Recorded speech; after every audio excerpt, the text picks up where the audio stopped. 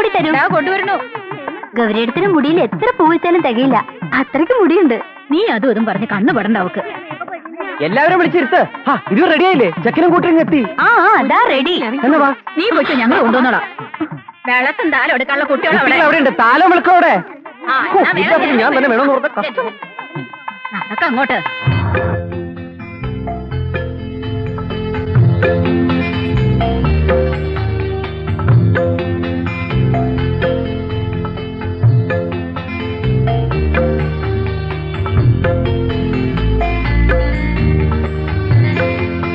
ഇനി വലതുകാലം വെച്ച് കയറിക്കോളൂ.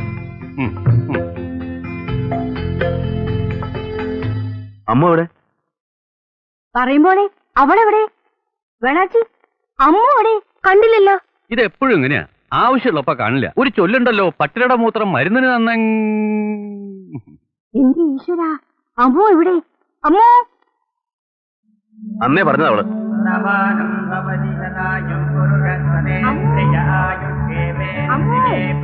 അമ്മോ, അമ്മൂട്ടിയെ.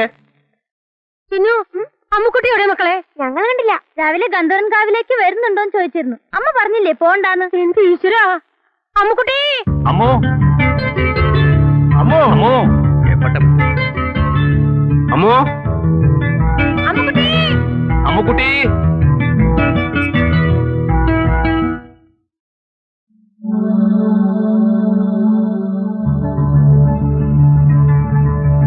അമ്മൂനെ കാണില്ല. വാ വാ ഗൗരി.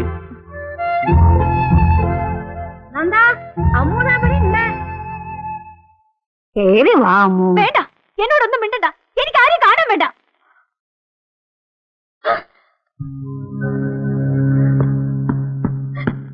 പേടിപ്പിച്ചോളഞ്ഞല്ലോ നീ. വാ. എന്റെ മുമ്പിൽ ഒരു വലിയ കല്യാണക്കാരൻ. ഞാൻ കല്യാണത്തിന് വന്നാ ഭൂമി പളർന്നു പോവുമല്ലോ. വാ മോളെ.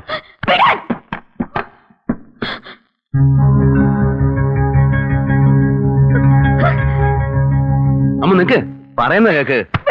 പറഞ്ഞത് എത്ര കെഞ്ചി പറഞ്ഞതാ എന്നെ കൂടെ കൊണ്ടുപോകണമെന്ന്. എന്നിട്ട് രാവിലെ പോകുമ്പോ യാത്ര പോലും പറയുന്ന ഒറ്റ പോക്ക്. അത് ഞാൻ മോളെ. വേണ്ട, മിണ്ടി പോകരുത്. എന്താ എന്നോട് പറഞ്ഞിരുന്നത്? ഒരേ ഒരു അനുജത്തിയല്ലേ, നീ ഇല്ലാതെ മറ്റേതാണ് മറുത്തതാണ്. എന്നിട്ട് സ്വന്തം കാര്യം ഇങ്ങനെ ചെറിയ കുട്ടികളെ പോലെ വാശി പിടിച്ചാലോ അമ്മു? വല്യമ്മ മിണ്ടണ്ട ഒന്നും. പറ്റിനോടൊക്കെ ഞാൻ കണ്ടില്ലേ കൊണ്ടുവന്നിരിക്കുന്നത് മരം മോന്തയായിട്ടൊരു സാധനത്തിന്.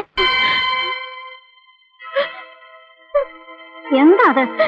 ഗൗരി, നന്ദന്റെ കൂടെ മുകളിലേക്ക് വെക്കോളൂ. അമ്മു ഇങ്ങോട്ട് വരൂ, ഒരു കാര്യം വരാം. വാ മോളെ.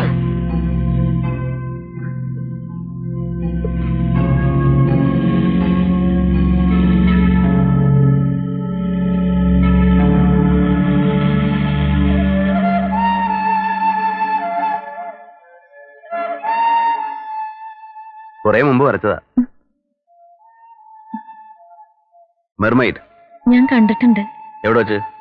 ടൗൺ ഹാളിലെ പെയിന്റിംഗ് എക്സിബിഷന്. ഓഹോ, അപ്പൊ എന്നെ കണ്ടാണല്ലോ. അത് ശരി. അപ്പൊ അമ്പലത്തിൽ പെണ്ണുകാളെന്നും പറഞ്ഞ് നടത്തിയ കുരങ്ങളികൾ മുഴുവൻ കണ്ട് രസിച്ചു അല്ലേ? പിന്നീട് പലപ്പോഴും ഞാൻ ഈ മുഖമൊന്ന് ഓർത്തെടുക്കാൻ നോക്കി. വേണ്ടിയൊന്നുമില്ല. കാരണണ്ടേ, ജീവിച്ചിരിക്കുന്ന പോലെ വരച്ചിരുന്നില്ലേ? ആര്? അമ്മു, അല്ലാണ്ടാരാ? പാവാ കൊച്ചുകുട്ടികളുടെ മനസ്സാ, തോന്നണതൊക്കെ വിളിച്ചു പറയും. ഗൗരി അങ്ങനെ പറഞ്ഞപ്പോ എനിക്കൊന്നും തോന്നിയില്ല. പാടില്ല, തോന്നാൻ പാടില്ല. അമ്മു ഇന്നു മുതല് ഗൗരിയുടെയും കൂടെ മോളാ. മരിച്ചു കിടക്കുന്ന അച്ഛന്റെ അമ്മയുടെ നടുവിൽ നിന്ന് കരയുന്ന കൊച്ചുകുട്ടിയെ അവളിപ്പോഴും എന്റെ മനസ്സിൽ. അന്നീ നന്ദന് 15 വയസ്സാ. പിന്നെ ഒരു സ്വപ്നം എന്റെ മനസ്സിലുണ്ടായിട്ടുള്ളൂ, എന്റെ അമ്മു. ലാളിച്ചു, അത് കുറെ അധികം. സ്കൂളിൽ പോകുമ്പോൾ ഞാൻ സമ്മതിച്ചിട്ടില്ല, വീട്ടിലിരുത്തി പഠിപ്പിച്ചു. പിന്നെ അവൾക്ക് പെട്ടെന്ന് ദേഷ്യം വരും, അതുപോലെ സങ്കടവും. ചെറിയ കുട്ടികളെ പോലെ തന്നെയാ. അവളുടെ ലോകത്തിലേക്ക് പെട്ടെന്ന് ഗൗരി കടന്നു വന്നപ്പോ എന്നെ ഇഷ്ടമല്ലെന്നുണ്ടോ? ഏയ്, അങ്ങനെയൊന്നുമില്ല. ഗൗരി വരാൻ വേണ്ടി കൂടുതൽ ആഗ്രഹിച്ചത് അവളാ. നോക്കിക്കോ, രാവിലെ ഓടി വരും തന്നെ കാണാൻ, എല്ലാം മറന്ന്. ഇനി ഗൗരി വേണം ഒരു അമ്മയുടെ വാത്സല്യം കൊടുത്ത് അവളെ എല്ലാം പറഞ്ഞു മനസ്സിലാക്കാൻ. അവളെ വേണുവിനെ ഏൽപ്പിച്ച എനിക്ക് സമാധാനായി, നമുക്ക് സ്വസ്ഥായി. കല്യാണം കഴിഞ്ഞ് ഉത്തരവാദിത്തമൊക്കെ ആവുമ്പോ അവള് ശരിയായിക്കൊള്ളുന്നേ. നന്ദേട്ടന്റെ അവസ്ഥ തന്നെ എനിക്കും വേണുവിന്റെ കാര്യത്തില്. അതെനിക്കറിയാം. ജന്മം കൊടുക്കാതെ അച്ഛനും അമ്മയും അവരാ നമ്മള്.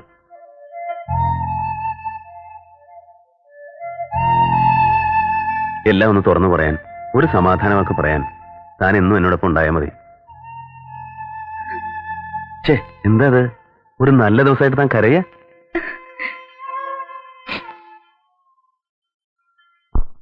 എന്തൊക്കെയാ കുട്ടി നീ കാട്ടിക്കൂട്ടിയത്? എന്നെ കല്യാണത്തിന് കൊണ്ടുവന്നിട്ടല്ലേ ഇങ്ങനെയൊക്കെ ഉണ്ടാവുമെന്ന് ഞാൻ നേരത്തെ പറഞ്ഞല്ലേ. കല്യാണം നിശ്ചയിച്ച പെൺകുട്ടികൾ ചെക്കന്റെ വീട്ടിലേക്ക് പോകാൻ പാടില്ല. അതാ അതിന്റെ ഒരു ചടങ്ങ്. അതെന്താ അമ്മുക്കുട്ടി മനസ്സിലാക്കാത്തത്? പിന്നെ ഒരു ചടങ്ങ്. ആരാ ഈ ചടങ്ങൊക്കെ ഉണ്ടാക്കണത്? ഗുരുകാരണവന്മാരായിട്ടുണ്ടാക്കിയ ചടങ്ങുകളാ. തെറ്റിച്ചാൽ ഈശ്വരകോപം ഉറപ്പാ. ഈ ഈശ്വരന്മാരും ഗുരുകാരണവന്മാരും കാരണം ഒരു കല്യാണത്തിന് കൂടി പോകാൻ വയ്യാണ്ടായല്ലോ എന്റെ ഈശ്വര. ഇനിയിപ്പോ എന്താ ചെയ്യാ? ഇനിയിപ്പോ എന്ത് ചെയ്യാനാ? ആ കുട്ടി ഇപ്പൊ എന്താ വിചാരിച്ചിട്ടുണ്ടാവോ ആവോ? എന്നോട് ദേഷ്യം ഉണ്ടാവും അവർക്ക്. സങ്കടം വന്നിട്ടുണ്ടാവും എന്തായാലും. ഞാൻ പോയി ഗൗരിയോട് സംസാരിക്കാം അല്ലേ? ഗൗരിയാ? എഴുത്തിയമ്മാന്ന് വിളിക്കണം. ശരി, എടുത്തേമെങ്കിൽ എടുത്തമ്മ.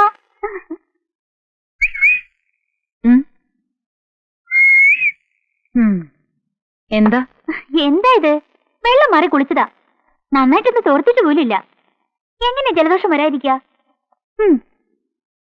പച്ചവെള്ളത്തിലുള്ള ഈ കുളി വേണ്ട കേട്ടോ. കെട്ടിക്കൊണ്ട് വന്നാൽ മാത്രം മതിയോ? ഇതൊക്കെ നോക്കിക്കൂടെ നന്ദന്? ഗൗരി അല്ലല്ല, ഏടത്തിയമ്മ. എന്നോട് ദേഷ്യ? ഞാൻ ഇന്നലെ വിളിച്ചില്ലേ മരമോന്തെന്ന്? അത് വെറുതെ കേട്ടോ. എന്റെ ഗൗരി സുന്ദരിയാ.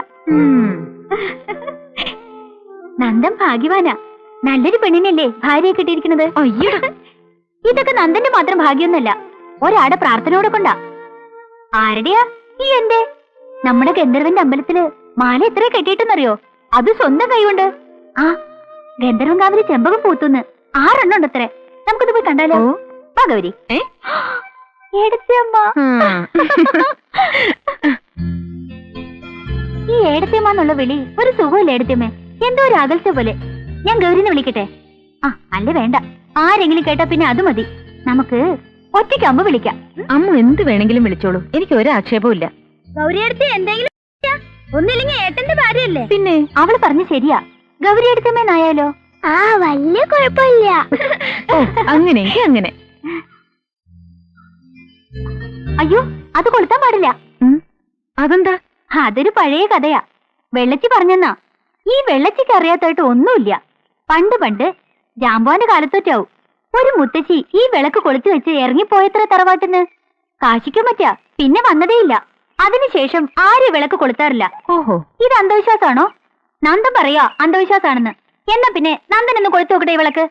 അയ്യോ, ഞാൻ സമ്മതിക്കില്ല.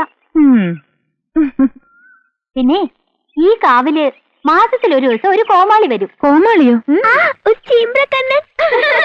അയാളുടെ 2-3 ചിങ്കിടികളും എന്നെ നടുവിലിരുത്തിയിട്ട് ബ്രീം ബ്രീം ബ്രീം എന്നൊരു പാട്ടും. പാട്ടോ?